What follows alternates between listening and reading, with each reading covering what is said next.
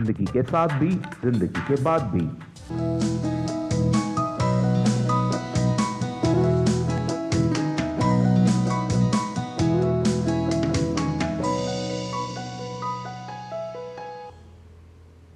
नमस्कार, total health में आप सभी का स्वागत है। मैं हूं किरण भारद्वाज।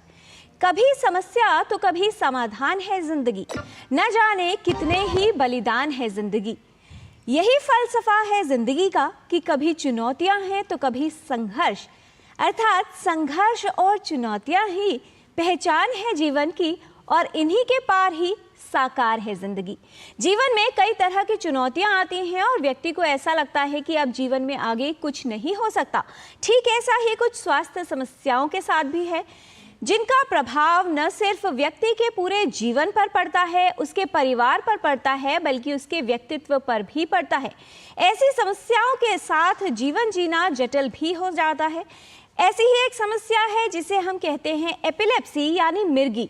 मिर्गी अपने आप में रोग है, साथ ही जिस व्यक्ति को मिर्गी का प्रभाव रहता है उसे समाज में किस दृष्टि से देखा जाएगा, क्या उसे समाज में कार्य करने के लिए उपयोगी समझा जाएगा, ऐसे कई सवाल हैं जो उस व्यक्ति और उसके पूरे परिवार के सामने होते हैं।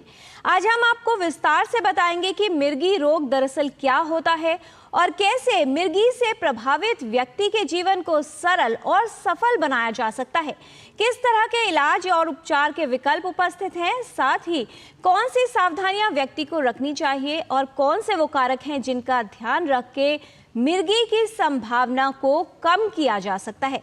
आइए समझ लेते हैं कि क्या होता है मिर्गी रोग और किस प्रकार से होता है इसका प्रभाव।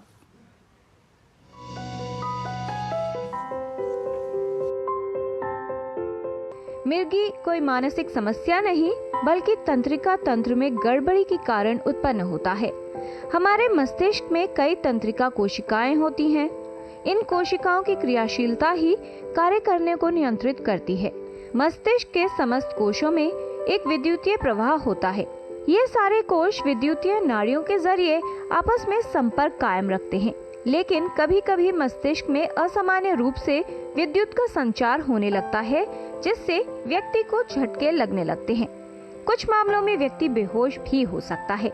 विद्युतीय संचार मस्तिष्क के अलग अलग भाग से उत्पन्न हो सकता है। मिर्गी का दौरा कुछ सेकंड से लेकर कुछ मिनटों तक हो सकता है। मिर्गी का दौरा समाप्त होने के बाद व्यक्ति सामान्य हो जाता है। मस्तिष्क के किस भाग से विद्युतीय तरंगें उत्पन्न हो रही हैं, उसके अनुसार इसके लक्षण भी भिन्न हो सकते हैं। मिर्गी रोग बच्चों से लेकर बड़ों तक किसी को भी प्रभावित कर सकता है। मिर्गी के कई कारण हो सकते हैं। बच्चे के जन्म के समय ऑक्सीजन की आपूर्ति न हो पाना, कोई अन्य क्षति, टेपवर्म, न्यूरोसिस्टिसर्कोसिस, मस्तिष्क के संक्रमण जैसे मेनिंजाइटिस, सिर पे लगी कोई चोट या कई अन्य वजहों से भी मिर्गी की संभावना हो सकती है। मिर्गी का दौरा पड़ने पर इस दौरान यदि व्यक्ति को जोर से पकड़ने की कोशिश की जाए, बेहोशी की हालत में उसके मुंह में पानी डालना या फिर कोई अन्य वस्तु डालना गंभीरता को बढ़ा सकता है। रोगी को समय पर इलाज न मिले तो स्थिति गंभीर रूप ले सकती है। मिर्गी की सही पहचान और जल्द इलाज करवाना आवश्यक है। सही इलाज और सावधानी रखकर मिर्गी के रोगी के जीवन को सामान्य और सुरक्षित रखा जा सकता है। किरण भारद्वाज, डीडी न्यूज।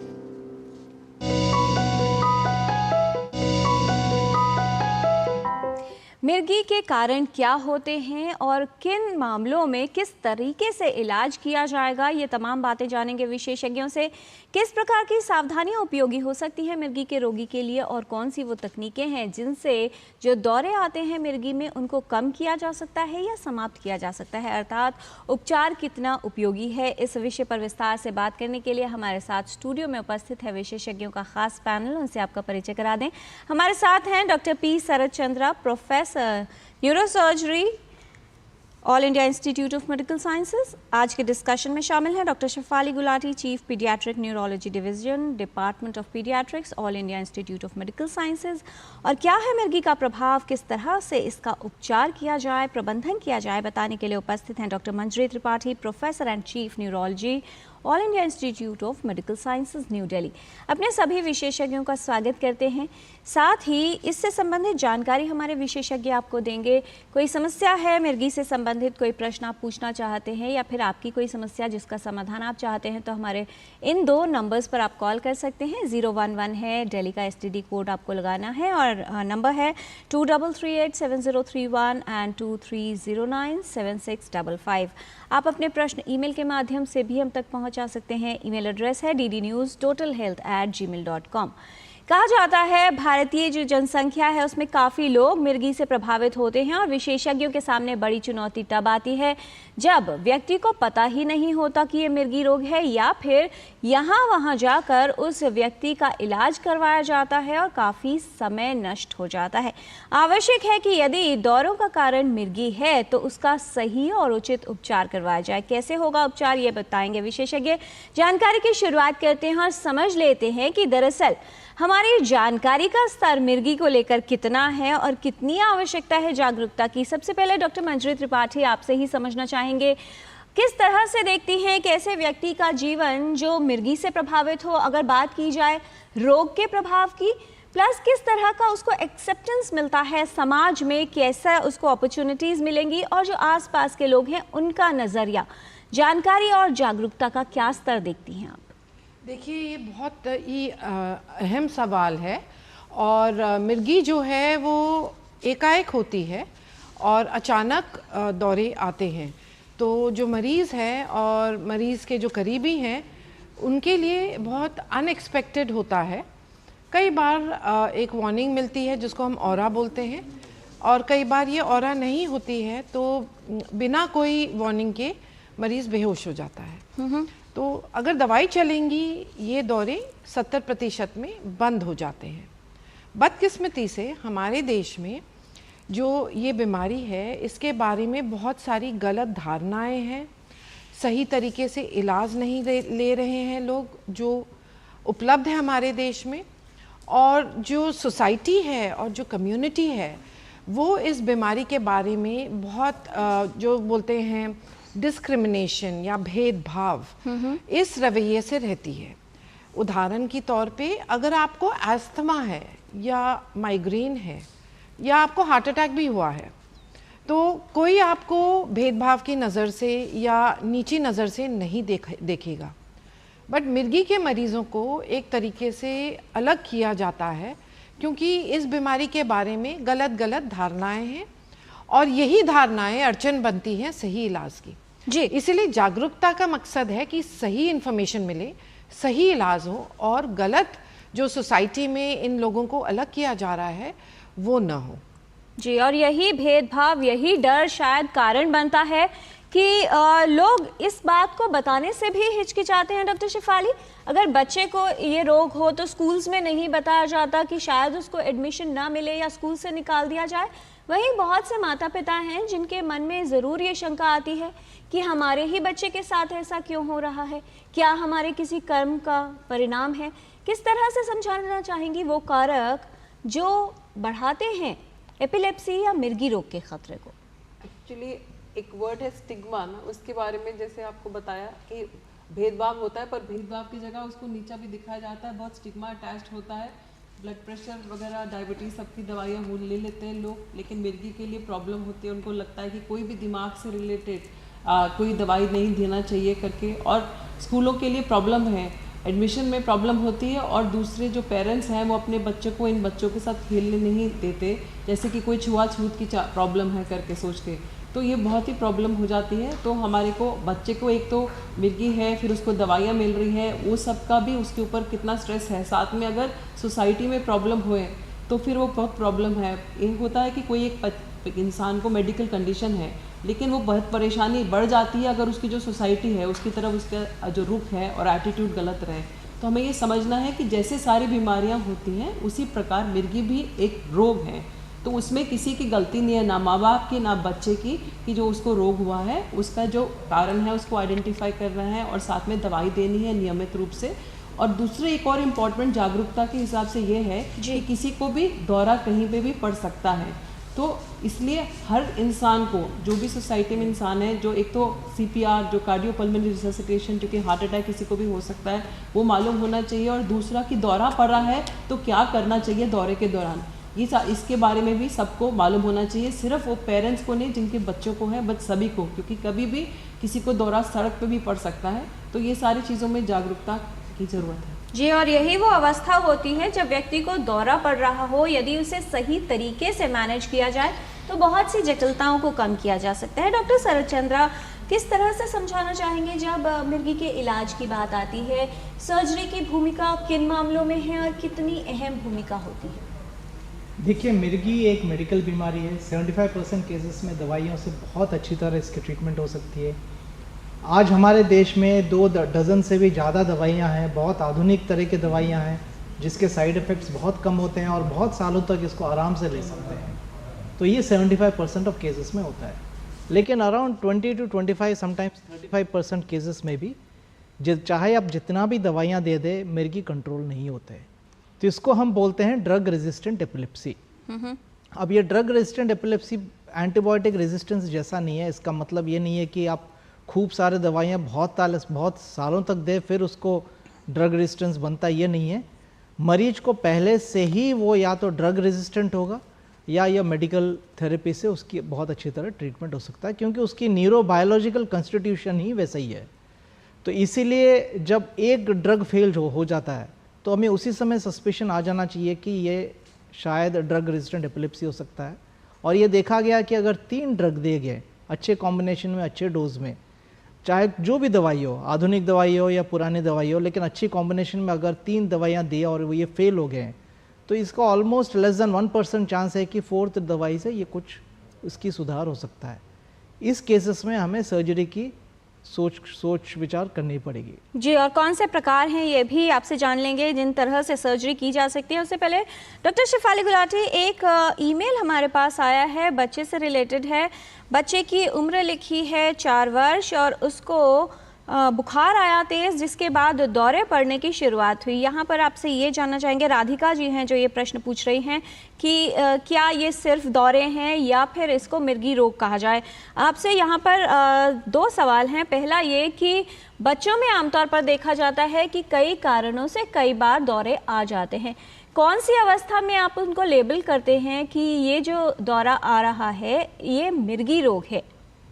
जो मिर्गी है उसका जो तब बोलते हैं जब किसी को 2 या 2 से ज़्यादा अनप्रोवोक्ड सीजर हो, यानी कि उस सीजर का और कोई कारण नहीं है। आप जो बता रहे हैं बच्चे का बुखार में दौरे आना, एक एंटिटी है जिसको कहते हैं फिब्राइल सीजर, जो कि 6 महीने से 6 साल की उम्र के अंदर के बच्चों में जनरली होता है, जिसमें बुखार तेज़ आने पे कई बार ज़्यादा तेज़ भी नहीं आता, पर बुखार आने से दौरा हो सकता है। और वो सिर्फ बुखार आने पे ही दौरा होता है और अदरवाइज़ उससे पहले कभी किसी को उसको दौरा नहीं हुआ होता। अगर किसी को पहले भी दौरा हो रहा है, उसको बुखार में बच्चों में दौरे बढ़ भी जाते हैं। लेकिन कभी किसी को जिसको दौरे नहीं पड़ रहे हैं और बुखार के आने पे दौरा पड़ रहा है, तो वो फिब्राइल सीजर है, जिसके अंदर उसका वो हर जो 20वां बच्चा है, हर 20वें बच्चे को अपनी ज़िंदगी में कभी भी फिब्राइल सीजर हो सकता है, जो 6 महीने से मैंने बताया 6 साल के अंदर होता है। और इसमें जो दौरे का एक्यूट केयर है वो करना होता है, और कुछ ज़्यादा फ्रीक्वेंट होते हैं और कोई हाई रिस्क फैक्टर्स होते हैं कि जिसके अंदर तब हम उनको कोई दवाई देते हैं।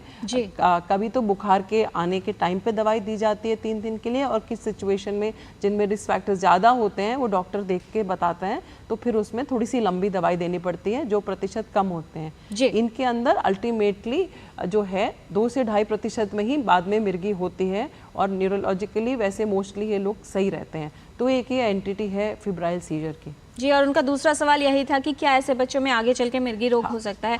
डॉक्टर मंजरी त्रिपाठी, किस तरह से समझाना चाहेंगी मिर्गी रोग को? कुछ लोग बेहोश हो जाते हैं तो परिवार के लोगों को लगता है कि इसको दौरा पड़ रहा है, कुछ में झटके लगते हैं तो उनको लगता है कि दौरा पड़ रहा है। कोई सामान्य व्यक्ति कैसे ये समझ सकता है कि जो कंडीशन किसी व्यक्ति के साथ हो रही है वो वाकई ही दौरा है?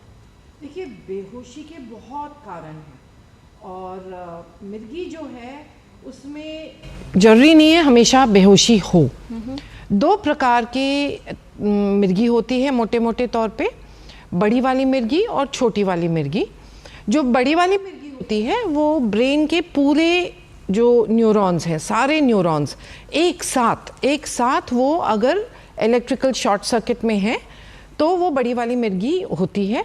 और उसमें जो है दोनों हाथ पैर झटकते हैं और 2 मिनट तक झटक सकते हैं। अमूमन 2 मिनट के नीचे ही ये झटकना बंद हो जाता है और मुंह से झाग निकल सकता है, आंखें ऊपर को जा सकती हैं या एक पर्टिकुलर साइड में जा सकती हैं, जीभ कट सकती है, कभी कभी कपड़ों में पेशाब हो सकता है। तो ये बड़ी वाली मिर्गी है।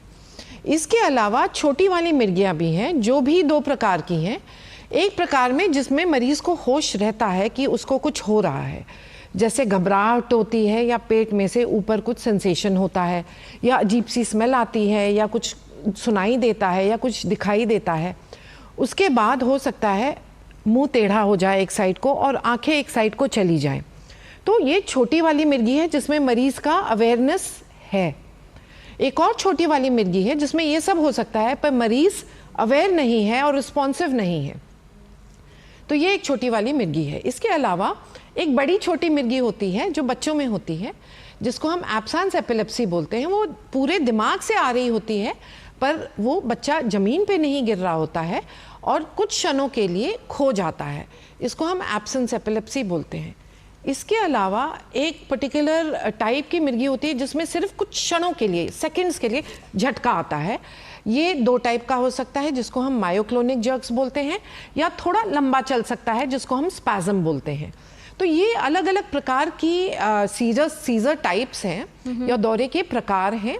और कोई एक मरीज़ की मिर्गी और जो दूसरा मरीज़ हो उसकी मिर्गी हो सकता है सेम ना हो। तो कुछ क्षणों के लिए कुछ भी अजीब कर रहा है कोई भी व्यक्ति, वो मिर्गी हो सकता है। इसके लिए बहुत ज़रूरी है जो केयर गिवर है, एक तो फर्स्ट एड दे, दूसरा केयर गिवर अगर उस कमरे में है उसका वीडियो बनाए ताकि डॉक्टर को दिखा सके कि ऐसे बेहोशी होती है या ऐसे हरकत होती है, जिससे डॉक्टर समझ सकता है कि ये चीज़ क्या है, मिर्गी है या नहीं है। अगर मिर्गी है ये कहाँ से उत्पन्न हो रही है। जी, फर्स्ट एड देना बहुत ज़रूरी है। यानी व्यक्ति को अगर दौरा पड़ रहा है, ऐसे में उसका प्रबंधन यदि ठीक से ना किया जाए तो व्यक्ति को चोट भी लग सकती है और उसके जीवन के लिए ख़तरा भी बन सकता है। डॉक्टर शिफाली, किस तरह से मैनेजमेंट किया जाना चाहिए? यानी व्यक्ति अगर सामने है, आसपास के लोग हैं या परिवार के लोग हैं, लगता है कि व्यक्ति को दौरा पड़ रहा है, आमतौर पर जो टेंडेंसी होती है कि उसको पकड़ा जाता है, जकड़ लिया जाता है, उसके हाथ पांव कंट्रोल करने की कोशिश की जाती है। क्या यह सही तरीका है एक दौरे को मैनेज करने का, या क्या सावधानियां हैं जिनका पालन अवश्य करना चाहिए? आपको जैसे बताया डॉक्टर मंजरी ने कि कितने भिन्न भिन्न प्रकार के दौरे हो सकते हैं ना, तो ये जो मेन जो बड़ा वाला दौरा के बता रहे हैं उसके अंदर, और जो बाकी मिक्स्ड वाले में है उसमें मेन जो बता रही हूँ आपको पोजीशनिंग वगैरह, लेकिन जो चौंकने वाले दौरे हैं जो इन्फेंटाइल स्पाज़म वगैरह होते हैं उन सब में ये नहीं लागू होगा। पर बाकी मोस्टली जब भी कुछ भी हरकत कर रहा है तो बच्चे को एक तो करवट देना है। हमारे खाने की नलकी और सांस की नलकी आगे पीछे होती है, आगे यहाँ सांस की नलकी है, उसके बिल्कुल पीछे खाने की नलकी होती है। बच्चों में क्या होता है, अगर जब दौरा पड़ रहा होता है तो कई बार खाने के जो पदार्थ है वो सांस की नलकी में जा सकते हैं, तो इसलिए करवट दिलाना है ताकि एस्पिरेशन ना हो, क्योंकि अगर वो कई बार एस्पिरेशन ही जानलेवा हो सकता है छोटे बच्चों में। तो वो बहुत इंपॉर्टेंट है कि एक साइड में लगाएं, टर्न करें बच्चे को, और उसको आप देखेंगे कि अगर कोई साथ में कोई ऐसी चीज़ तो नहीं है कि जो अगर कोई दीवार वगैरह है, अगर बच्चा खेल रहा है ज़मीन पे था, या कोई भी सोफ़ा या बेड का पोर्शन, कोई भी चीज़ हाँ चोट ना लग जाए, तो आसपास कोई चीज़ ऐसे ना हो। उसके मुंह में कुछ नहीं डालना है, आपने सिर्फ करवट दिलाया है, मुंह में डालना कुछ नहीं है आप, इसलिए ताकि ये एयरवे का प्रोटेक्शन हो गया और दूसरा पोजीशनिंग हो गई है ताकि चोट नहीं लगे। और अगर जो दौरा हम आम तौर पे बोलते हैं अगर 2 से 3 मिनट में कंट्रोल नहीं हो रहा है बच्चे में, तो हमारे एक इंट्रानेज़ल स्प्रे होता है जो हम जिनको दौरा पड़ रहे होते हैं उनको बोलते हैं पहले ही रखने के लिए, और उसकी डोज भी बताई जाती है। तो उनको बताया जाता है कि वो हमेशा एक स्कूल के बैग में रखना है और एक घर में रखना है। और हमने एक सीजर कार्ड भी बनाया है बच्चों के लिए स्कूल में, जिसमें आगे बच्चे का नाम पता और पीछे क्या पोजीशन कैसे करनी है और कितने नेज़ल स्प्रे देना है वो सब है, ताकि वो जो नेज़ल स्प्रे है उसको उसके अंदर उसके जो भी डोज है उसके जो पफ हैं वो अल्टरनेट नाक में डाले जाते हैं। तो मुंह के अंदर कुछ नहीं डालना। कईयों को होता है कि मुंह में कुछ डालते हैं चीज़ें, वो सब हानिकारक हो सकती हैं। तो ये हम सबको इसके बारे में पता होना बहुत ज़रूरी है। और अगर एक बार वो जो आपने दे दिया है डोज उसके बाद ठीक नहीं होता है तो उसके बाद आप उसको डॉक्टर के पास ले जाना के लिए प्लान करते हैं, लेकिन उसमें टाइम लगता है। तो इसलिए वो जो इमीडिएट केयर है, पोजीशनिंग इम्पॉर्टेंट है और जो दवाई दिया है, स्प्रे दिया है, वो इम्पॉर्टेंट है। उसके बाद देखना है, अगर रिकवर नहीं हुआ है तो फिर डॉक्टर के पास ले जाने की। जी डॉक्टर मंजरी, कई तरह के दौरों की हमने बात की ही, जिस तरह से व्यक्ति प्रेजेंट कर सकता है उसमें कई बार ऐसा होता है कि मामूली सा झटका लगा या ड्यूरेशन बहुत कम थी तो उसके बाद जो है लोग अक्सर उसे भूल जाया करते हैं। किस मामले में बताना चाहेंगे कि एक विशेषज्ञ के पास जाने की आवश्यकता है और उसके बाद किस आधार पर यह तय किया जाएगा कि जो दौरा आ रहा है उसका कारण मिर्गी रोग ही है? देखिए, अगर कोई भी अजीब फ्यू सेकेंड्स या फ्यू मिनट्स के लिए किसी भी इंसान के साथ हो रही है, डॉक्टर के पास ज़रूर जाएं। और 2 या 2 से ज़्यादा बार हो रही है, 2 बार हो गई तो जाना ज़रूरी है। और डॉक्टर जो है वो पूरी हिस्ट्री लेते हैं और जो आई विटनेस है, जिसने आंखों से देखा है जो मरीज़ को हो रहा है, उसको लेके जाना बहुत ज़रूरी है। या तो फिर वीडियो बना के जाइए ताकि दिख सके डॉक्टर को क्या हो रहा है, अगर आई विटनेस नहीं जा पा रहा है। फिर डॉक्टर पूरी हिस्ट्री लेता है, जन्म से लेके अभी तक क्या क्या घटनाएं हुई हैं मरीज़ के साथ, उससे हमको रिस्क पता चलता है, किस कारण से हो रहा है ये भी पता चल सकता है हिस्ट्री में। उसके बाद जो है डॉक्टर जो है हो सकता है दवाई तुरंत ही शुरू कर दे अगर उनको कन्विंसिंग लगा कि हाँ ये दौरा है, क्योंकि दौरे की डायग्नोसिस जो है वो एक क्लिनिकल डायग्नोसिस है। पर कभी कभी जब डॉक्टर को डाउट होता है तो वो ज़रूर ईईजी नाम की एक जांच है जो जिसमें दर्द नहीं होता है, सर पे इलेक्ट्रोड्स डाले जाते हैं पेस्ट के साथ और वो पेनलेस प्रोसीजर होता है, करीब करीब 40 मिनट के लिए किया जाता है। उसमें ब्रेन की जो सिग्नल्स हैं, इलेक्ट्रिकल सिग्नल्स, वो पिकअप होती हैं। तो ज़रूरी नहीं है कि ईईजी अबनॉर्मल आए। पहला ईईजी 30 से 50% लोगों में अबनॉर्मल होता है। कई बार दूसरा ईजी भी करना पड़ता है और कई बार तीसरा ईजी भी करना पड़ता है। तीसरे ईजी तक करीब 80 से 90% लोगों में वो जो इलेक्ट्रिकल सिग्नल है वो दिख जाता है जी। कई बार हम बोलते हैं बिना नींद के ईजी के लिए आए ताकि पिकअप ज़्यादा हो। और बच्चों में बहुत ज़रूरी है कि हम नींद के साथ ईजी करें, क्योंकि कुछ ऐसी एपिलेप्सीज हैं जो नींद में ही सिग्नल देती हैं। इसके अलावा हम MRI ब्रेन कराते हैं। अब MRI ब्रेन एपिलेप्सी वाला थोड़ा हटके होता है, इसको हम एपिलेप्सी प्रोटोकॉल MRI बोलते हैं। इक्के दुक्के दौरों के लिए एपिलेप्सी प्रोटोकॉल MRI नहीं होता है। जिनके दौरे दवाइयों से बंद नहीं हो रहे हैं उनके लिए एपिलेप्सी प्रोटोकॉल MRI होता है। CT स्कैन भी करा सकते हैं। अगर दौरे बंद नहीं हो रहे हैं और ड्रग रेजिस्टेंट हैं तो फिर हम MRI epilepsy protocol, video EG जिसमें हम मरीज़ को भर्ती करते हैं और लगातार EG करते हैं 7-8 दिन ताकि 3 या 3 से ज़्यादा दौरे उसमें कैप्चर हो जाएं। और पेट, स्पेक्ट और मैग्नेटोएन्सेफेलोग्राफी, ये सारी जांचें होती हैं मिर्गी के मरीज़ के लिए। आपको जान के खुशी होगी कि हमारे देश में ये हर जांच जो है वो मौजूद है। जी, जांच उपलब्ध है, लेकिन कौन सी जांच कब करवानी है, इलाज कैसे किया जाएगा, कौन सी विधि द्वारा किया जाएगा, ये विशेषज्ञ ही निर्धारित करेंगे। इसलिए यदि कोई समस्या हो रही है तो स्वयं ही MRI या कोई भी जांच करवा के विशेषज्ञ के पास जाने की आवश्यकता नहीं है। फिलहाल एक कॉलर है, हरिओम जी हैं हमारे साथ फोन लाइन पर, हरियाणा से कॉल किया है इन्होंने। बहुत स्वागत आपका, सवाल पूछिए। जी, मेरी कुटिया 8 साल की जी, उसको कभी कभार हड़कड़ का दौरा आ जाता है। उसको हड़कड़ का दौरा आ जाता है कभी कभार, उसकी दवाइयाँ चल रही हैं। कभी कभार मतलब कितने समय के बाद आते हैं दौरे? जी, उसको महीना में भी एक बार आ जाओ या 10 दिन में भी आ जाओ या 2 महीने भी निकल जाओ है। जी, क्या जानना चाह रहे हैं आप हरिओम साहब? जी, ये जानना चाह रहा है, दवाइयाँ चल रही है पूरी तरह से, कुटिया कब ठीक हो रहे हैं, दवाइयाँ कब ठीक है? जी, डॉक्टर शेफाली, क्या आप इनको बताना चाहेंगी? 10 वर्ष इन्होंने कहा। ये आपको जैसे बताया था डॉक्टर शरद ने और डॉक्टर मंजरी ने भी, हमारे जो 60 से 70% बच्चे दौरे की दवाइयों से कंट्रोल हो पाते हैं, लेकिन उसमें जो दवाई है वो सही होनी चाहिए, उसकी मात्रा सही होनी चाहिए। तो ये इसलिए देखना ज़रूरी है। अगर इतने टाइम से आपका चल रहा है तो बच्चे के दिमाग के डॉक्टर, पीडियाट्रिक न्यूरोलॉजिस्ट को एक बार दिखाइए ताकि ये देखा जाए कि जिस प्रकार की मिर्गी है, आपको बताया गया है भिन्न भिन्न प्रकार की मिर्गी है ना, तो जो दवाइयाँ दी जाती हैं वो भी कुछ थोड़ी सी डिफरेंट होती हैं। तो वो सही दवाई दी जा रही है, सही मात्रा पे दी जा रही है, तो वो एक बहुत ज़रूरी रह जाएगा।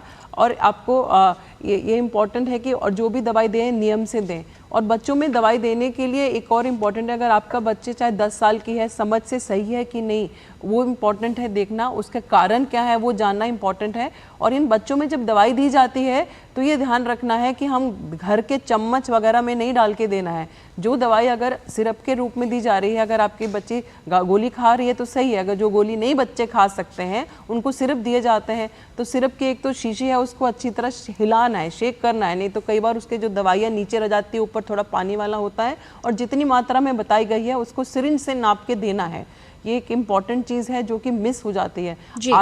चम्मच हमारे घर में 6 प्रकार के चम्मच होंगे डिफरेंट साइज के, तो ये सब इम्पॉर्टेंट है। तो आपको एक बार दिखाना पड़ेगा विशेषज्ञ को सही दवाई सही मात्रा में दी जा रही है कि नहीं। जी, और फिर भी आपको लग रहा है कि बहुत अधिक सुधार नहीं है तो आप एक विशेषज्ञ के पास जाकर परामर्श ले सकते हैं, सेकंड ओपिनियन ले सकते हैं। यहाँ पर लेंगे एक छोटा सा विराम, ब्रेक के बाद लौटेंगे तो एपिलेप्सी के इलाज और इससे बचाव के बारे में जानकारी का ये सिलसिला जारी रखेंगे। आप देखते रहिए टोटल हेल्थ।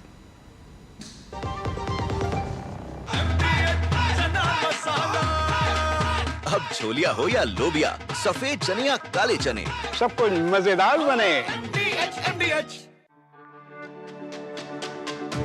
मेरी पसंद, मेरी पसंद,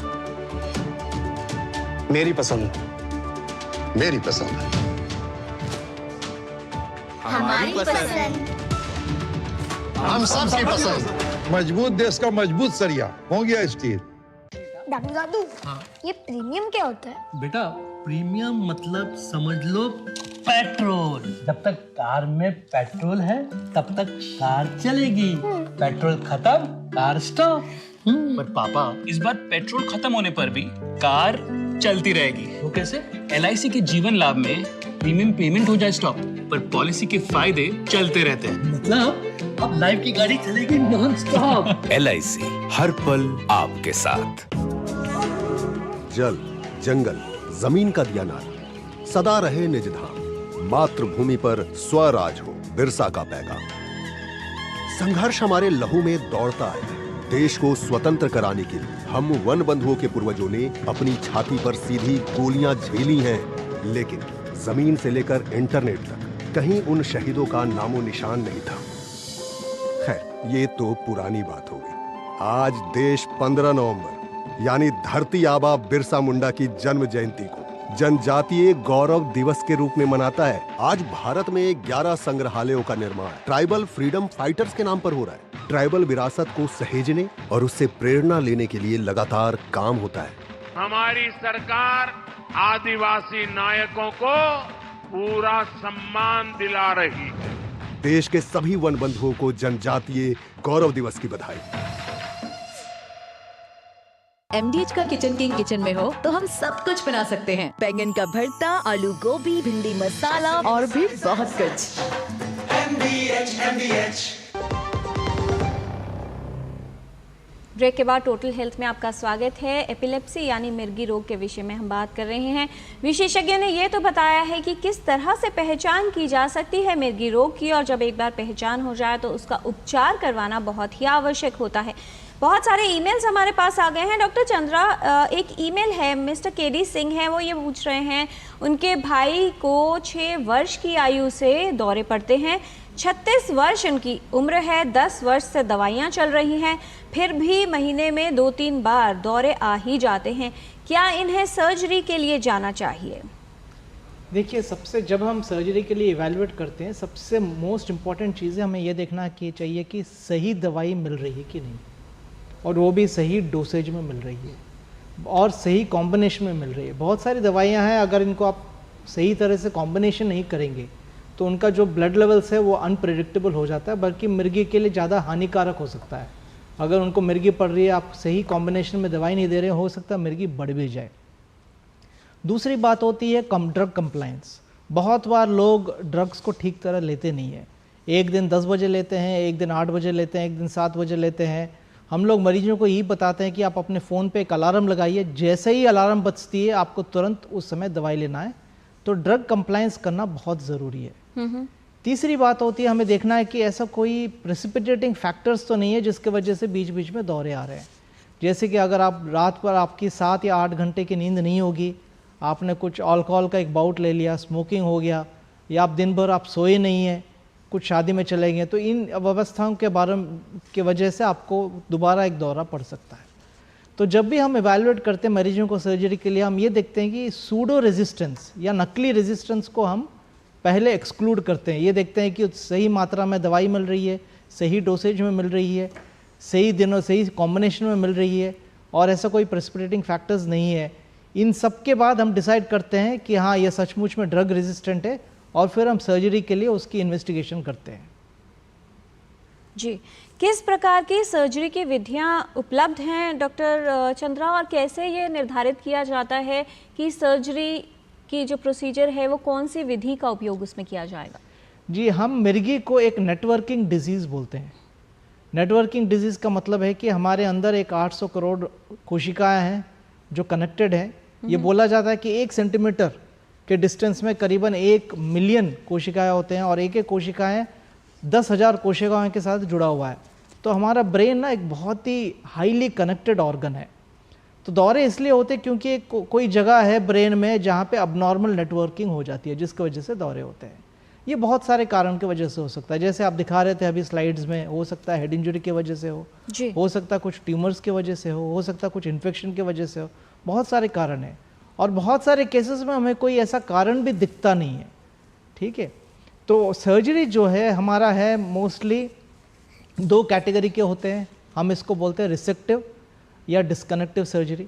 रिसेक्टिव का सर्जरी का मतलब है कि हमने देखा MRI क्या इन्वेस्टिगेशंस किया, हमने देखा कि एक जगह पे कुछ अबनॉर्मल जगह है जहाँ पे कुछ ट्यूमर हो सकता है। ट्यूमर का मतलब मिर्गी में जो ट्यूमर्स होते हैं वो बढ़ते नहीं हैं, लेकिन सिर्फ मिर्गी करते हैं। तो हम सर्जरी करके उस जगह को निकाल देते हैं, ब्रेन मैपिंग करके उसको निकाल देते हैं। एक और तरह का सर्जरी है जहाँ पे हम एक ब्रेन के हिस्से को या पूरे आधे ब्रेन के हिस्से को दूसरे तरफ से बिल्कुल डिस्कनेक्ट कर देते हैं। तीसरे तरह का सर्जरी जिसको हम बोलते हैं न्यूरोमॉड्यूलेशन। न्यूरोमॉड्यूलेशन का मतलब यहाँ पे हम एक जनरेटर टाइप पेस मेकर या कुछ लगा सकते हैं। इसमें लगभग 2 पेस मेकर टाइप्स होती हैं, एक को बोलते हैं हम डीप ब्रेन स्टिमुलेशन, एक को बोलते हैं वेगल नर्व स्टिमुलेशन। लेकिन हमें ये जानना बहुत ज़रूरी है कि जब हम न्यूरोमॉड्यूलेशन करते हैं हम उन्हीं केसेस में कर सकते हैं जिनमें सर्जरी नहीं हो सकता है, क्योंकि न्यूरोमॉड्यूलेशन एक सीजर रिड्यूसिंग सर्जरी है, ये सीजर्स को क्योर नहीं करता है।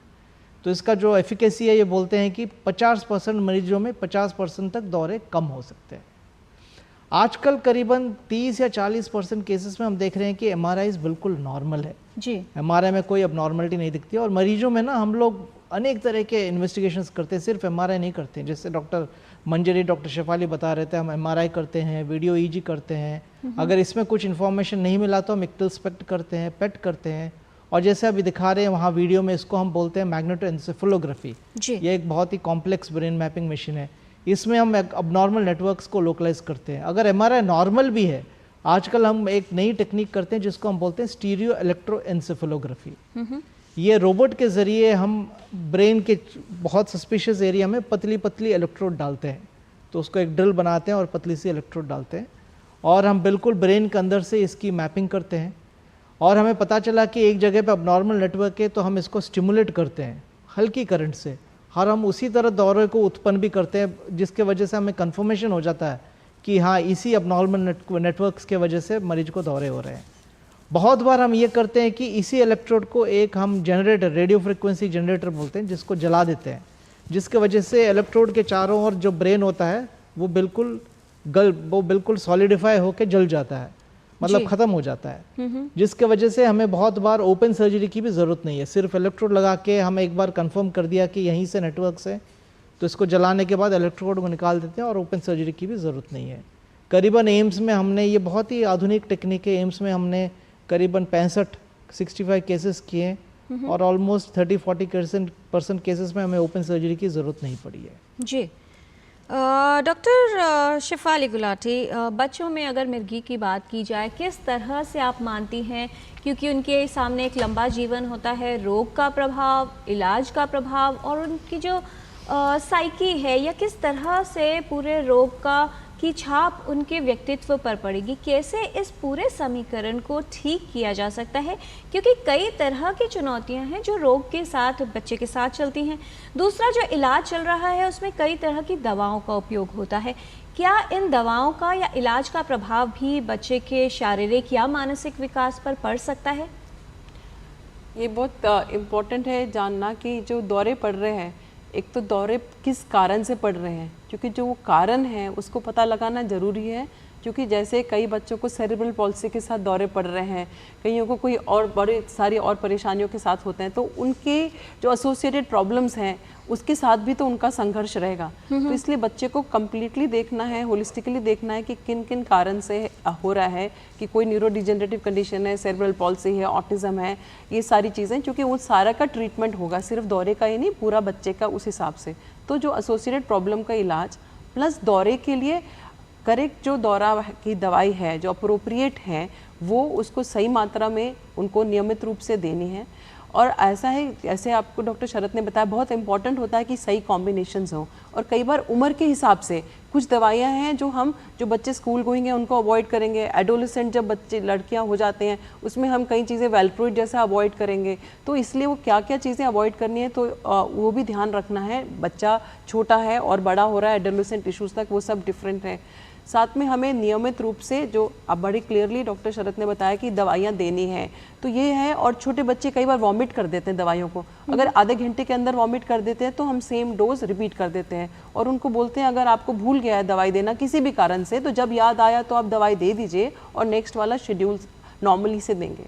जब इनकी दवाई अगर ठीक दे दी उसके बाद कंट्रोल नहीं हो रहा है तो फिर हम दूसरी काफ़ी तरह की डाइट थेरेपीज़ होती हैं, ketogenic diet therapies, modified Atkins diet therapy, low glycemic index, intermittent low glycemic index, ये सारी हम बच्चों पे जो इवन 3 महीने से लेकर 18 साल की उम्र में हम लोग ट्राई करते हैं, ताकि और साइमल्टेनियसली हम एपिलेप्सी सर्जरी वर्कअप शुरू कर देते हैं। तो क्योंकि अगर ताकि अगर पता चले कि वो एपिलेप्सी सर्जरी के कैंडिडेट हैं तो फिर हम डॉक्टर शरत के पास भेज देते हैं। लेकिन साइमल्टेनियसली डाइट पे 50 से 60% बच्चों को एडिशनली वो डाइट पे कंट्रोल आ जाता है।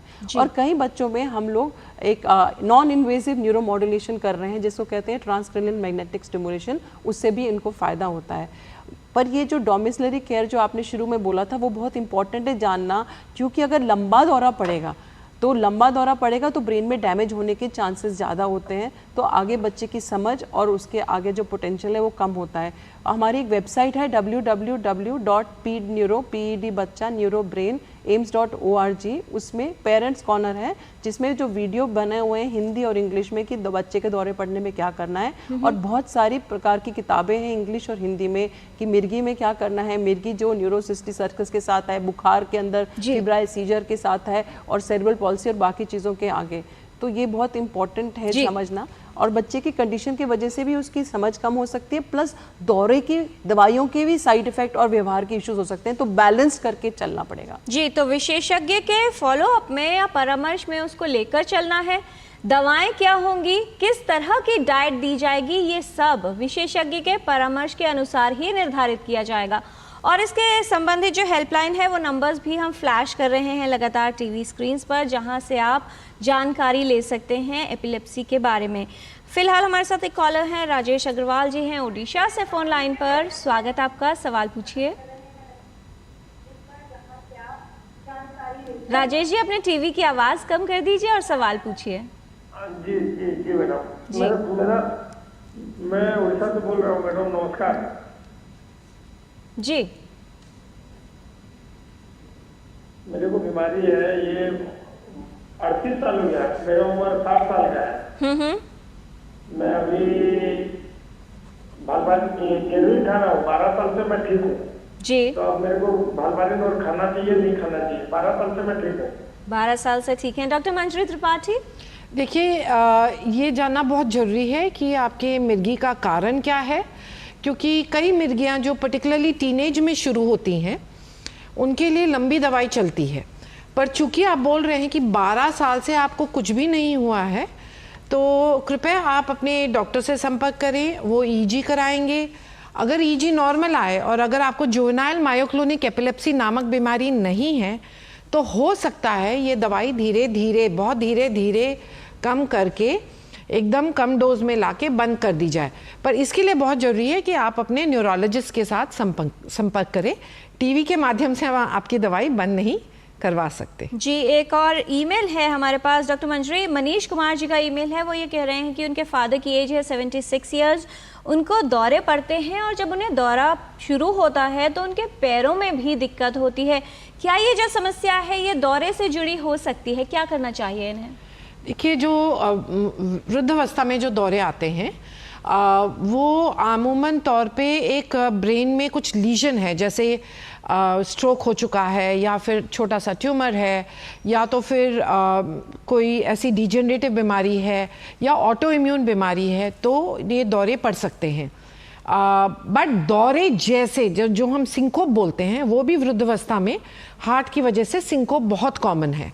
तो ये बहुत ज़रूरी है कि हम ये देखें कि ये सही से दौरा ही है या दौरे के अलावा जो ट्रांजिएंट इस्चेमिक अटैक होता है या कार्डियोजेनिक सिंकोप होता है वो है। तो डिफरेंशियल डायग्नोसिस बहुत इम्पॉर्टेंट है और पैरों में अगर दिक्कत हो रही है बहुत ज़रूरी है कि ये पूरी चीज़ को रिकॉर्ड करें और ईजी हो, एमआरआई हो, होल्टर हो, इको हो, ये सारी जांचें हों और सही तरीके से दवाई चलाई जाए। जी डॉक्टर शरद चंद्र, किस तरह से एडवांस टेक्निक्स का उपयोग किया जा रहा है? क्या रोबोटिक सर्जरी की बात की जाए या रोबोटिक्स की बात की जाए वो भी उपयोगी सिद्ध हो रही है, अगर विशेष तौर पर बात की जाए एपिलेप्सी के मामलों की? देखिए, ड्रग रेजिस्टेंट एपिलेप्सी का जो बर्डन है, ग्लोबल बर्डन है, बहुत ज़्यादा है। तो पूरे विश्व में करीबन 50 मिलियन लोग हैं जिनको दौरे होते हैं, एपिलेप्सी होते हैं। इंडिया में माना जाता है करीबन 12 से 15 मिलियन लोग हैं जिनको दौरे की बीमारी है, मिर्गी की बीमारी है। इसमें कम से कम 3 या 4 मिलियन लोग ऐसे होंगे जिनको सर्जरी की ज़रूरत है, जिनको अगर सर्जरी नहीं करेंगे तो दवाइयों से कंट्रोल नहीं होगा, दौरे पड़ते जाएंगे और मरीज मर जाएंगे। करीबन 50% मरीजों में एमआरआई बिल्कुल नॉर्मल होता है। तो नॉर्मल फिजिशियन का ये थिंकिंग है कि अगर एमआरआई बिल्कुल नॉर्मल है तो इसमें कोई सर्जरी की कोई स्कोप ही नहीं है, जो बिल्कुल गलत है। क्योंकि आजकल हम जो एम्स में करते हैं, एम्स में one of the largest programs करते हैं, अभी तक हमने 5000 मिर्गी की सर्जरीज किए हैं। तो इसमें करीबन 50 to 60% ऑफ द केसेस पूरे एमआरआई नेगेटिव है। तो इनका जो लोकलाइजेशन है, हम सिर्फ इलेक्ट्रिकल लोकलाइजेशन ही करते हैं, मतलब तार लगा के फिर एडवांस्ड इन्वेस्टिगेशन के ज़रिए ही हम अबनॉर्मल नेटवर्क्स को लोकलाइज करके उसकी ऑपरेशन करते हैं। अभी ये भी आया कि अगर आप उसकी बायोप्सी करेंगे, बायोप्सी भी नेगेटिव हो सकता है, बायोप्सी बिल्कुल नॉर्मल हो सकता है, क्योंकि ये जो कोशिकाएं हैं ये बिल्कुल नेटवर्किंग के हिसाब से अबनॉर्मल है, लेकिन बायोप्सी के हिसाब से या स्ट्रक्चरली वहाँ पे कुछ भी अबनॉर्मलिटी नहीं है। तो आजकल जो मिर्गी की ट्रीटमेंट है बहुत आगे तक बढ़ रहा है। तो आजकल हमारा स्ट्रैटेजीज आया है कि नॉर्मल एमआरआई हम लोग लोकलाइज करके स्टीरियो इलेक्ट्रोएन्सेफेलोग्राफी के ज़रिए, हम एसईजी के ज़रिए हम उसकी लोकलाइजेशन कर सकते हैं। न्यूरोमॉड्यूलेशन या जनरेटर्स में भी काफ़ी सक्सेस आ रही है, लगभग उसका जो सक्सेस रेट है करीबन 50% या उतना ज़्यादा नहीं है। सर्जरी की लोकलाइजेशन जो है वो बहुत आगे तक बढ़ रही है, इसमें जो रिसर्च हो रहा है वो भी बहुत आगे तक बढ़ रहा है। तो ये सारी चीज़ लेते हुए हमें इस बीमारी से डरना नहीं है, हमें इस बीमारी को अच्छी तरह समझना है जी। और आगे जाके इसको ट्रीटमेंट करना है। और जो ट्रीटमेंट गैप है, जो सोशल स्टिग्मा की वजह से जो ट्रीटमेंट गैप है, इसको हमें क्लोज करना है। जी डॉक्टर चंद्रा, कुछ विजुअल्स हम देख पा रहे हैं, किस तरह से ये तकनीक कार्य करती है, प्लीज़ बताएं। ये एक रोबोटिक टेक्निक है जो एम्स में यूज़ करते हैं। ये मिनिमली इन्वेजिव टेक्निक है, यहाँ पे कुछ भी ब्लड लॉस नहीं होता है। इस रोबोट के ज़रिए हम एग्जैक्टली दिखाते हैं कि किस जगह ब्रेन पे हमें इलेक्ट्रोड डालना है। इसकी प्लानिंग हम पहले काफ़ी दिन के पहले कर लेते हैं पूरी टीम के साथ बैठ के। तो प्लानिंग में काफ़ी टाइम लगता है, 5-6 घंटे लगते हैं, हम डिसाइड करते हैं कहाँ कहाँ इलेक्ट्रोड डाल रहे हैं। उसके बाद ये रोबोट के ज़रिए वहाँ पे इलेक्ट्रोड डालते। इलेक्ट्रोड जो होता है बहुत पतली सी होता है, आप देख सकते हैं यहाँ पे हम ड्रिलिंग कर रहे हैं, जो ड्रिल का डायमीटर बिल्कुल 2 मिलीमीटर है, इसमें से कुछ भी ब्लड लॉस नहीं होता, बहुत ही सेफ होता है। और इसके ज़रिए हम इलेक्ट्रोड को डालते हैं जिसका डायमीटर करीबन 0.8 मिलीमीटर है, मतलब 1 मिलीमीटर से भी कम है उसके डायमीटर। और ये इससे बहुत बढ़िया रिकॉर्डिंग होती है। इसका एक 3 डायमेंशनल रिकॉर्डिंग हो सकती है, जैसे कि हम EEG सर के ऊपर लगा के इलेक्ट्रोड्स करते हैं, इसमें हमें एक 2 डायमेंशनल पर्सपेक्टिव आता है। लेकिन जब आप ब्रेन के अंदर इलेक्ट्रोड्स डालते हैं, इसमें एक हमारा 3 डायमेंशनल पर्सपेक्टिव आता है, जिसके वजह से दौरे कहाँ से आ रहे हैं इसकी लोकलाइजेशन बहुत अच्छी तरह हमें इन्फॉर्मेशन मिलती है। इसके बाद जो इन्फॉर्मेशन मिलते हैं इसके ज़रिए हम जाके ऑपरेशन कर सकते हैं। बहुत सारे केसेस में हम ये करते हैं, ऑपरेशन के पहले इसी इलेक्ट्रोड्स को एक जनरेटर को कनेक्ट करके इसको हम जला देते हैं बेड साइड। जी। ये बिल्कुल पेनलेस होता है, मरीज बिल्कुल होश में होता है, उसको कुछ प्रॉब्लम नहीं होता है। वो सिर्फ यही बोलेगा कि जब जलाते हैं तो सिर के अंदर ना एक पॉप करके आवाज़ आ सकती है। इसको हम ग्रीन दिवाली बोलते हैं क्योंकि इसमें कोई पोल्यूशन का प्रॉब्लम ही नहीं है जी। और ये बेड साइड होता है, जैसे ही पॉप साउंड होता है ये इलेक्ट्रोड को निकाल देते हैं। 30 to 40% ऑफ द केसेस में सिर्फ इतना करने से काफ़ी है। तो आप देख सकते हैं यहाँ पे इलेक्ट्रोड लगा रहे हैं, इसका एक कैप होता है, इसको हम फिट करते हैं। इसके बाद मरीज करीबन 4-5 दिन आईसीयू में रहता है, इसको कोई दर्द नहीं होता है, इसके ऊपर बैंडेज अच्छी तरह लगा देते हैं। जी, तो बहुत ही प्रभावशाली तकनीक है और उपलब्ध भी है, लेकिन कौन से रोगी में ये उपयोगी होगी ये फिर से विशेषज्ञ ही बताएंगे। यानी सब रोगियों के लिए ये विधि नहीं है, इसलिए कौन से मामलों में होगी वो विशेषज्ञ के परामर्श से तय किया जा सकता है। डॉक्टर शेफाली, किस तरह से बताना चाहेंगी बच्चों का जो जीवन होता है, विशेष तौर पर अगर फिजिकल एक्टिविटीज़ की बात की जाए, क्या वो सामान्य तौर पर कर सकते हैं, और विशेष तौर पर अगर बहुत जल्दी दौरे आते हैं, कौन सी सावधानियां हैं जिनका पालन करना चाहिए? उसको बताने से पहले कि बताऊँ, ये जो हेल्पलाइन आ रहा है वो बच्चों के लिए है, क्योंकि अगर उस हेल्पलाइन में एडल्ट्स के फ़ोन आएंगे तो वो नहीं उनको जवाब नहीं दे पाएंगे। वो हेल्पलाइन चाइल्ड न्यूरोलॉजी हेल्पलाइन है 24/7, वो 2018 से चल रहा है, तो आप कभी भी उसमें फ़ोन कर सकते हैं। दूसरा, एक बिफोर आपका क्वेश्चन आंसर करने से पहले एक बहुत इंपॉर्टेंट बताना चाहती हूँ कि एक बच्चों में दौरे पड़ते हैं कोई प्रिवेंटेबल कारण से, जिसको कहते हैं न्यूरोसिस्टिक सर्कसिस, जो सब्जी और फल अच्छी तरह धो के नहीं खाने से वो कीड़ा दिमाग में प्रवेश करता है। तो वो उसका एक ध्यान रखना, जो एक इम्पॉर्टेंट प्रिवेंटेबल कारण है। जी। जब शुरू में दौरे पड़ने शुरू होते हैं बच्चे को, तब हम देखते हैं कि कितने फ्रीक्वेंटली दौरे पड़ रहे हैं। तो इनिशियली जो दौरे की दवाई की मात्रा बढ़ाई जा रही है, जब तक वो स्टेबलाइज नहीं होता है तब पेरेंट्स को बताते हैं कि स्विमिंग जैसे कराना है, या उसके अंदर साइकिलिंग के लिए अनसुपरवाइज नहीं भेजना है, स्विमिंग अनसुपरवाइज नहीं करना है। और जैसे कई बच्चे कुकिंग वगैरह करते हैं तो वैसे वो सारी चीज़ें नहीं करनी, पर जब स्टेबलाइज हो जाते हैं तो ये सारी चीज़ें कर सकते हैं। पर जैसे इसमें ध्यान रखना है कि पता होना चाहिए कि बच्चे को मिर्गी पड़ रही है। जी।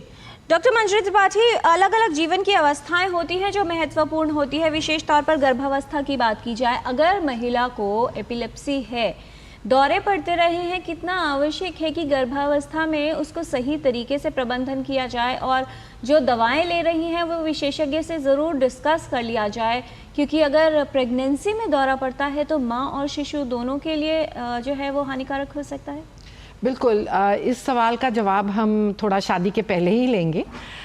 देखिए, ये बहुत ज़रूरी है, जो भी बच्चा है, चाहे लड़का हो चाहे लड़की हो, वो उसको पढ़ाया जाए और उसको अपने पैरों पे खड़ा किया जाए।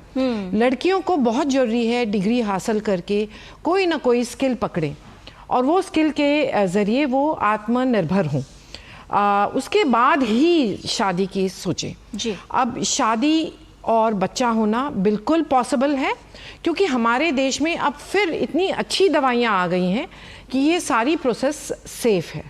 बाकायदा ये हम चाहते हैं कि जब शादी होने वाली है, वो जो लड़की है और उनके घर वाले हमको शादी का कार्ड देने आए, इसलिए क्योंकि हम शादी के पहले ही दवाइयों को एडजस्ट कर लेते हैं। फिर कुछ ऐसी दवाइयाँ हैं जो इतनी ही सेफ़ हैं जितने नॉर्मल पॉपुलेशन में जो बच्चे होते हैं उनको जो प्रॉब्लम होती है उतनी ही प्रॉब्लम ये मिर्गी की मरीज़ों को हो सकती है, मतलब उससे ज़्यादा नहीं।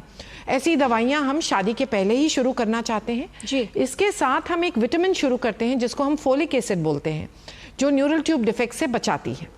तो इसीलिए ये ज़रूरी है कि हमारे पास शादी का कार्ड आए और हम ये दवाइयाँ चेंज करें उस टाइम पे। शादी होने के बाद भी हम बोलते हैं थोड़ा गैप दिया जाए, शादी के तुरंत बाद बच्चा ना हो, ताकि हस्बैंड वाइफ में थोड़ा बहुत समझ आए और एक दूसरे को वो समझे। उसके बाद जब बच्चा होने वाले मतलब सोच रहे हैं कि बच्चा होना है, ये हम बताते हैं कि जैसे ही पहला पीरियड मिस हुआ वैसे ही वो आए, ताकि हम 1-2 जांच होती हैं, एक स्पेशल अल्ट्रासाउंड होता है, एक ब्लड की जांच होती है, वो हम कराएं।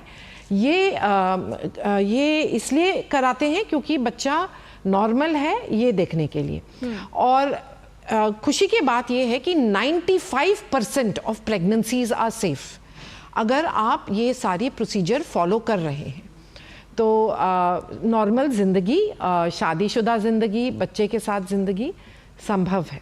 जी बेहद महत्वपूर्ण संदेश। आवश्यक है कि सतर्क रहें। मिर्गी के अगर समस्या है तो विशेषज्ञ को दिखाएं और इलाज अगर सही होता है तो काफ़ी हद तक व्यक्ति का जीवन ठीक रह सकता है। मिर्गी के विषय में कुछ और जानकारी विशेषज्ञों से इस छोटे से ब्रेक के बाद आप कहीं मत जाइएगा। देखते रहिए टोटल हेल्थ। बढ़िया है।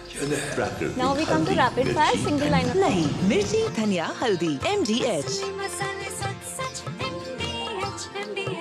Muthoot finance gold overdraft. अपने सोने को हमारे सुरक्षित लॉकर्स में डिपॉजिट कीजिए। उस सोने पर 24/7 क्रेडिट लाइन लीजिए और फिर पैसे एक बार लीजिए या बार बार आपके हाथ में। कम या ज्यादा घर में या ब्रांच में आपके हाथ में। ब्याज सिर्फ उतने ही दिन का भरिए जितने दिन पैसे इस्तेमाल कीजिए। Muthoot finance gold overdraft.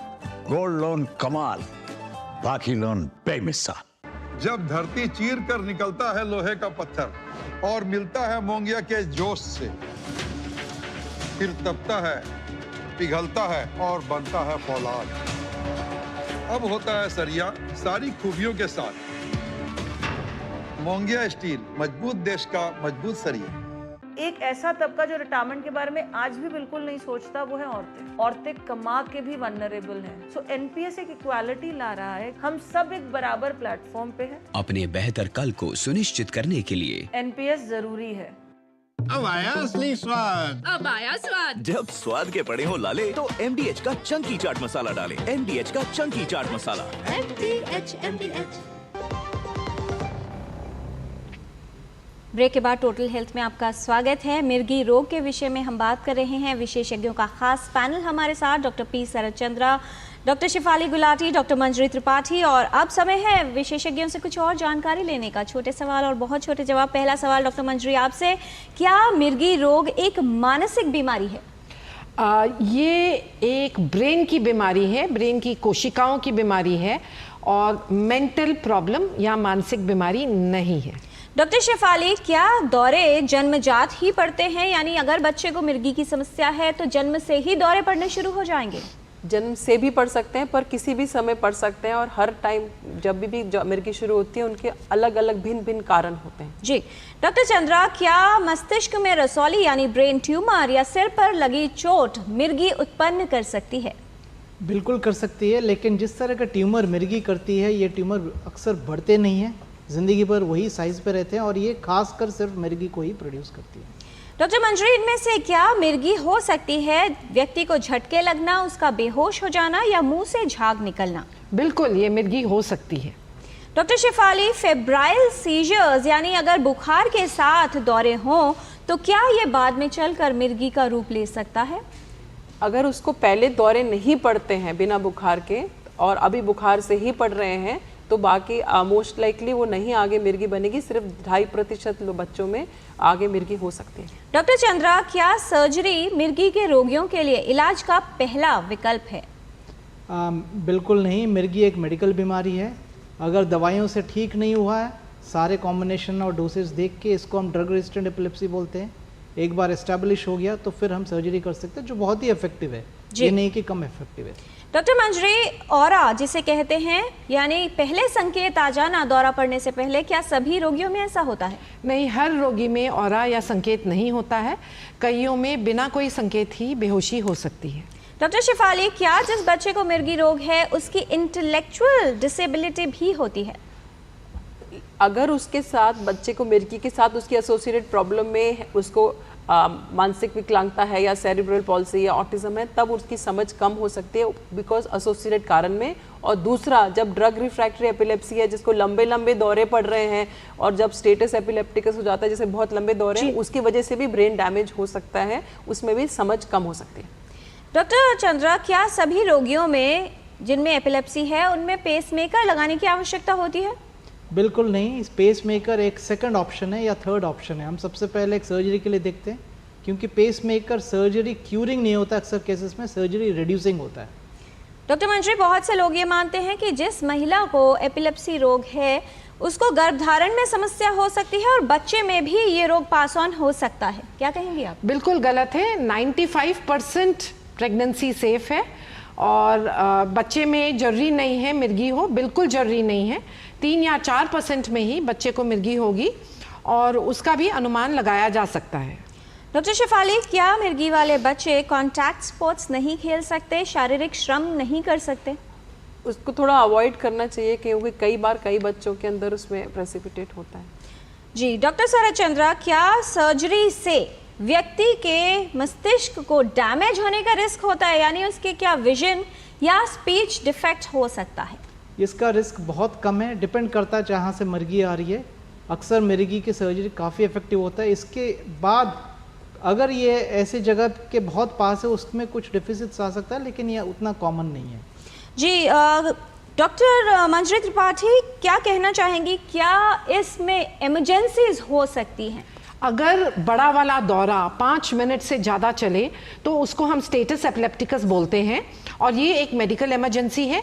इसीलिए हम चाहते हैं हर मिर्गी का जो मरीज़ है वो घर में नाक में डालने वाली इमरजेंसी दवाई रखे जी, और अगर लंबा दौरा चल रहा है अस्पताल ले जाया जाए। डॉक्टर शेफाली, एक वाक्य में क्या संदेश देना चाहेंगे हमारे व्यूअर्स को? क्यों आवश्यक है कि अगर बच्चे को मिर्गी रोग है तो स्कूल में टीचर्स को बताया जाए और उसका सही प्रबंधन सही प्रिकॉशंस के साथ किया जाए? बिल्कुल टीचर को बताना है, छुपा के नहीं रखना है, और वो उसके साथ स्कूल में वो जो नेजल स्प्रे है वो रखना है। और हमने बताया कि सीजर कार्ड रखा हुआ है जिसमें पोजीशनिंग और डोज दी जाती है। बहुत ज़रूरी है क्योंकि दौरा कभी भी पड़ सकता है, छुपा के तो बिल्कुल भी नहीं रखना है। और कई बार जो एब्सेंस एपिलेप्सी बताई थी डॉक्टर मंजरी ने, उसमें टीचर को समझ नहीं आता कि दौरे पड़ रहे हैं। राइट।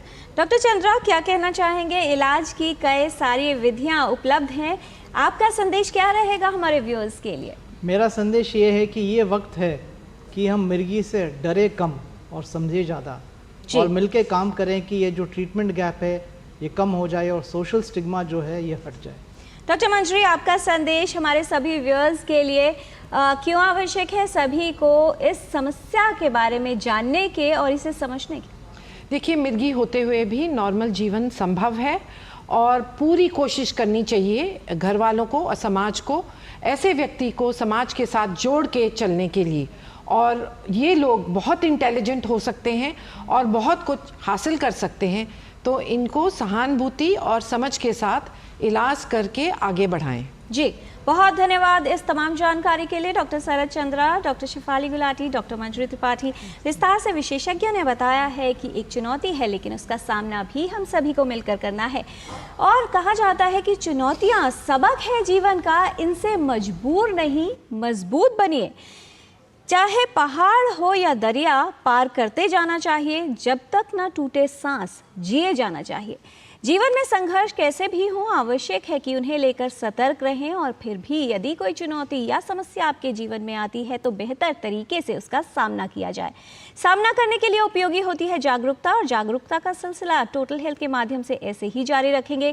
कल लौटेंगे तो बात करेंगे बच्चों में एंटीबायोटिक्स के ओवर यूज की वजह से क्या स्वास्थ्य पर दुष्प्रभाव हो सकते हैं और कैसे उन्हें इससे बचाया जा सकता है।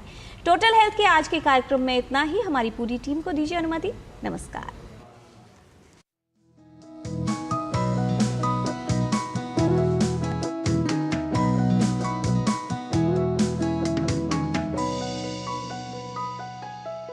टोटल हेल्थ के प्रायोजक थे LIC, जिंदगी के साथ भी।